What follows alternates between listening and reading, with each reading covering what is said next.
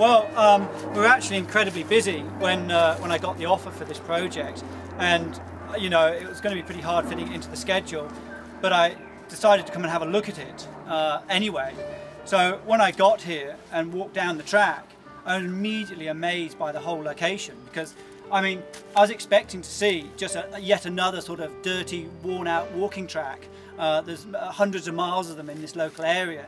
But when I came down here, I found this, you know, huge, wide track in the middle of nowhere. I mean, Hornsby is just a stone's throw away, yet right here in this bit of bush, there was this wide track that was brilliantly built. And you know, I was just amazed. So yeah, I walked the track and had a look at the scope of works and became very excited about it. I was initially asked to do a survey, and so I came down here and we do a very sort of careful technique where we record absolutely every single stone. You walk along and you have your pen and paper and you literally draw it like a bird's eye view of what's going on, of every step and every sort of wall, and then from that you look at all the bits that are missing. So it's like a jigsaw puzzle. When you've thrown half the bits away, you've built half of it, but there's all the blank bits. And so it's that point that what I do is I actually draw in all the blanks, all the missing steps and the missing walls and missing edging stones, things that have eroded or washed away or just literally just deteriorated over time.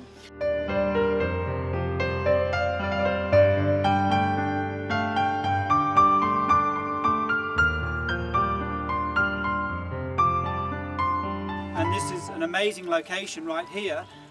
It was where the most eroded section of the whole track was. There's a fire trail that runs above us, and the runoff from the fire trail, all the water was literally coming down here, coming off these steps, and then just washing straight through this whole area. And the only stuff that was left were 3 steps here and these steps here. The rest of it was just a big eroded hole. So we've really rebuilt this whole section to very similar to what it was originally. Replaced a lot of the ramps with stone steps, built these big drainage features here to catch all that water that's coming down, and then restabilise and rebuild the banks to let the natural regeneration of the vegetation come. So yeah, it's worked really well.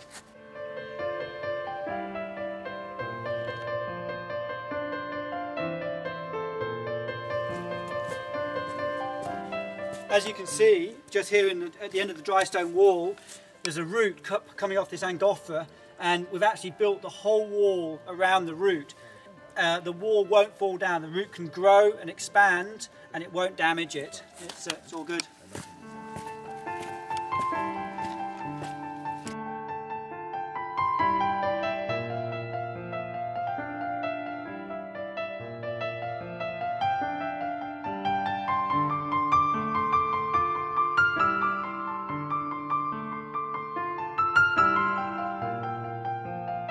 The whole track is a solid built track. It's solid stone, and we needed to import a lot of that stone.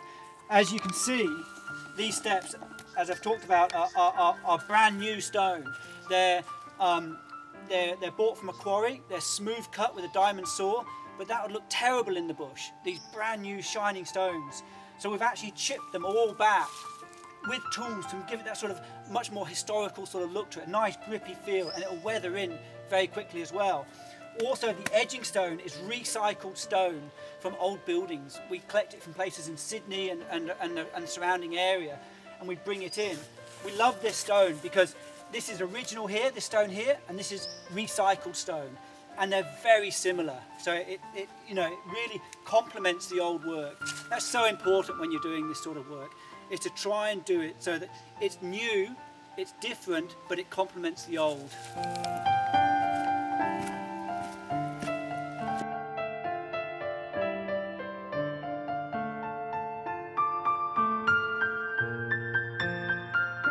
This is another really exciting spot. It looks just like another stone in the bush, but it isn't. Right here, this section has actually been removed, and this was actually split with what they call metal gads, and they put them in the rock, drive in with hammers, split the stone off, and then made the steps. That was the original, 1920s, 1930s depression work. Later on in the 80s, they did some repair work, and I can see here grinder marks because they had grinders and modern tools then. And so they've ground it and then split it and then put that into the track. So you've got 2 generations of track workers using this rock. Now, we try to avoid, really wherever we can, going into the bush and removing rock. So we've imported the rock and then dressed it down to make it look old. So you've got 3 generations now. The 1930s, the 1980s, and now in 2012. So it's quite a unique spot, this.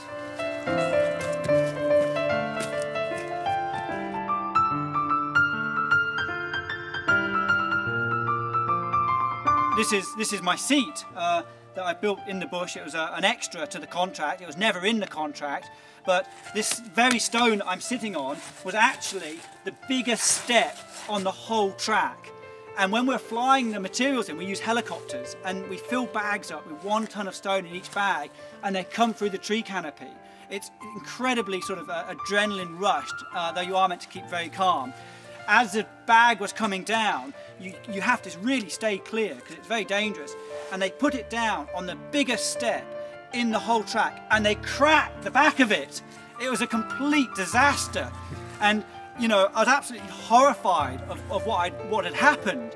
And so, you know, I didn't know what to do. I couldn't use the step back in the track. So I decided to immortalise it and build a seat out of it. So that's where this seat came from. It's all because of an accident.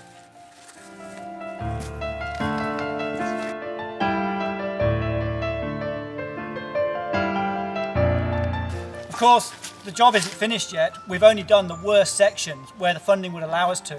We've still got sections like this where this used to be a ramp, a sandstone ramp coming right through here.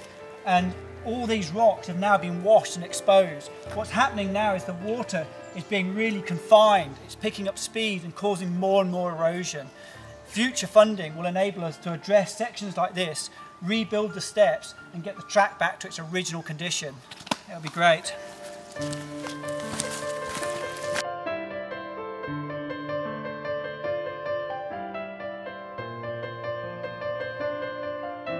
The original track builders, when they were here, they were incredibly proud of what they were doing, and when they'd finished the job, they actually left their names inscribed, their initials inscribed in the rock at the top of this track.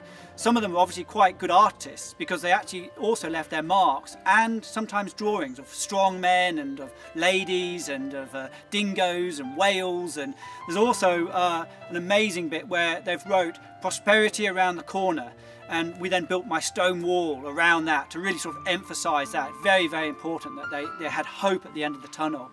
I've been encouraged by historians to leave my mark as well on the work I've done throughout the Sydney region. And so on this seat here, I've actually left my mark. So, you know, in the future, they'll look at the original track builders and they'll know who they were. And they'll also know who I was, I hope.